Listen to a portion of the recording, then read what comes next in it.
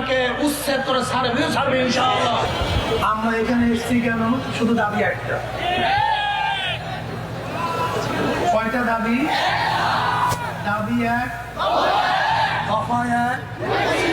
শেখ হাসিনার কোনো দফাও নাই, দাবিও নাই, কথাও নাই, বক্তব্যও নেই। থেকে ভাববেন না তো কেউ? সবাই কি বলেন, ভাববেন না তো ইনশাআল্লাহ?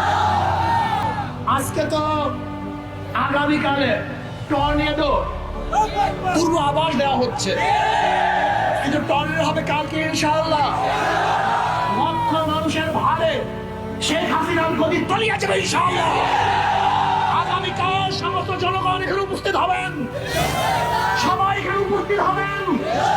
এমন আন্দোলন শুরু হবে, টর্নেডো শুরু হবে, চার শুরু হবে। শেখ হাসিনার নৌকা সাগরে নিমজ্জিত হবে।